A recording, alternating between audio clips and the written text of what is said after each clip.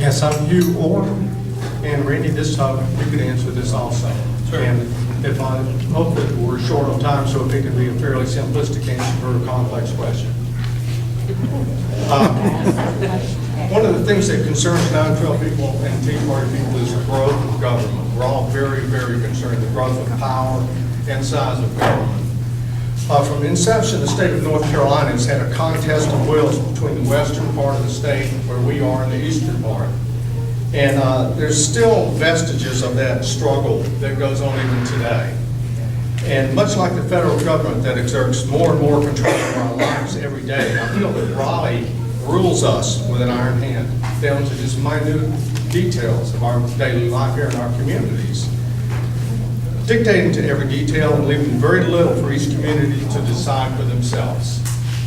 If you feel this validity to my statement, as a commissioner, would you fight to regain more direct control over our daily lives and money from the state? Please tell us how you feel regarding this individual rights issue. And I know it's a fairly complex subject, but if you've got some ideas, I'd love to hear it. Thank you. That's a very good question. I'm going to give you a very good answer as soon as I can think of one. Really. If I am fortunate enough to go to Raleigh and represent us, I will not be ignored. Economic development should be controlled by the counties. Like I said, the counties should be able to pool their resources, coordinate their efforts, and it should be controlled by the state. And like I said, the state budget typically stops at Asheville. And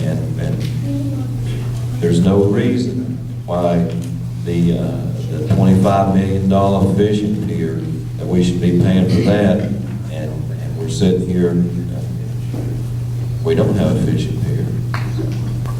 There's a book written about your question. It's called The Death of Common Sense. It's about how the big government and these regulations have absolutely hobbled and tied the free market.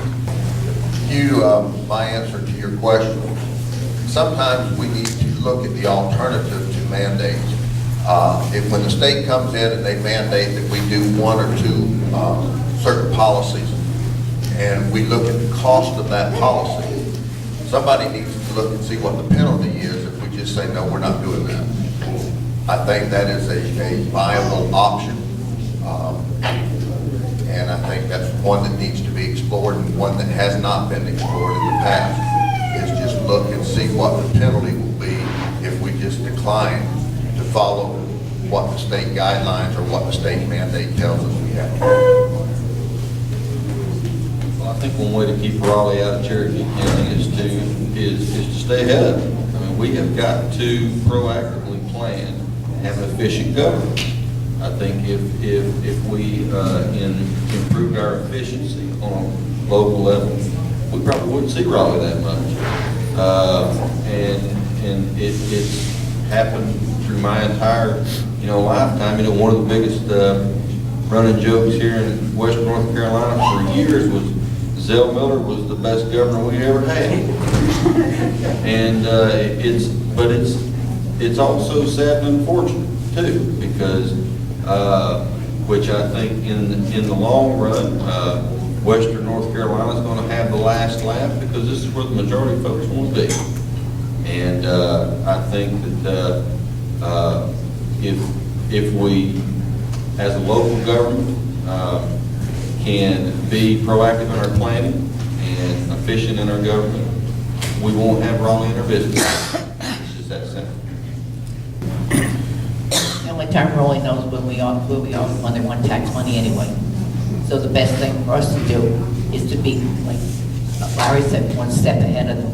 And if we stay one step ahead of them, we're better equipped to deal with the things that they're sending over to us. Maybe we should ignore them. Maybe they'll get the idea that we're smarter than they are. Well, Raleigh's in our business because our representatives gave the power to be in our business. And the only way to change that is make sure the people you elect understand what you want. They are in our business because they have the power. As far as the western part of the state competing with the eastern part, our competition, we have the same thing in Cherokee County between Andrews and Murphy. I don't know what you do about that, but they will stay in our business as long as we let them. And the people we elect should know and understand that, hey, we want a little bit more autonomy. We gotta have it.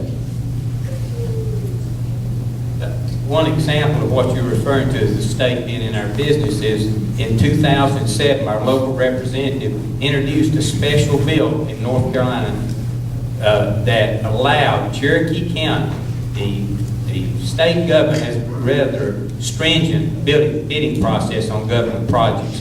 We had a special bill that was introduced and passed in the legislature, which allowed our current courthouse to be built by the design team method.